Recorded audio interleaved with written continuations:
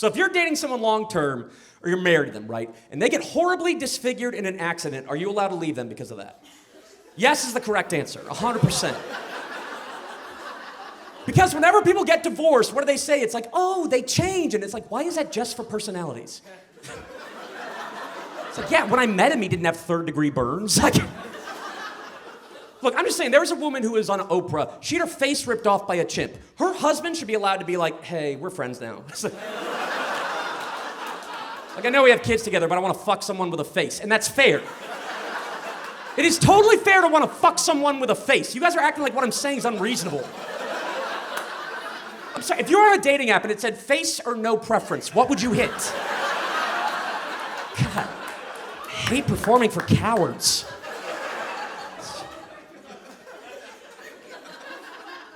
Let's just drive this point home further. So, same with women who left their husbands after they got back from war, I'm on their side, all right? It's like, what happened between you and Greg? It's like, hey, change. He's missing an arm, he screams in his sleep.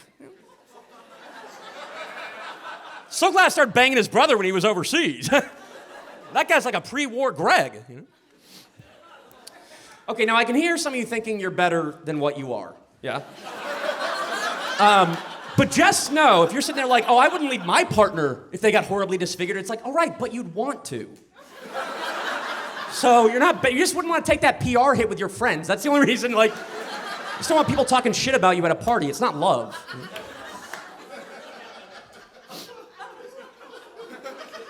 Let's just accentuate the point. So are you two dating right here in the front here?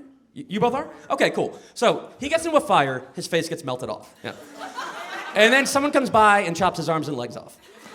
And then also the burn marks form in a weird way in his face where it just says, the South will rise again. So when you go to parties, you have to explain to your friends like, hey, he's not pro-Confederacy, those aren't tattoos, he was in a fire. And then your friends are like, why is there a Confederate flag in his nose? You're like, it's another burn mark. And they're like, it's in color, and you're like, it's a weird burn mark. And then also the guy who chopped his arms and legs off, chopped his cock off, and then grafted it to his back. So now when you have sex, you have to look at the back of his head, and you both miss kissing, much less making eye contact. So every time you have sex, you weep softly. And then also at the party, your friends are like, hey, did he take a dump in his pants? You're like, no, his cock's on his back. But I get why it looks like that. So I guess my question is, would you stay with him? Would you stay with him or no? He's begging, which I've never seen that before. That's crazy. Can I tell you what most guys do, by the way? They go, just leave me, kill me. But this guy's desperate.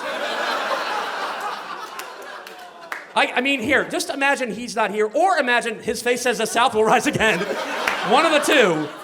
It's a no, thank you for your honesty. That's all I wanted, some honesty. Although, I did cause a fight in the car ride home, for sure. But that's the right... No, look, ladies, you should not have to stay with a pro-Confederate face poopy cockbutt man. It is 2022. If someone has a pro-Confederate face and a poopy cockbutt, you're allowed to leave. That'd be funny if that was in your vows. You're like, I wouldn't leave you if you had a pro-Confederate face and a vagina on your back, but you said you'd leave me. Dude, my favorite response to that question, one time I asked that and the girl was just like, I don't know, I just dropped him off at a fire station. It's funny because you think the firefighters would be like, yeah, I think I've seen this guy before.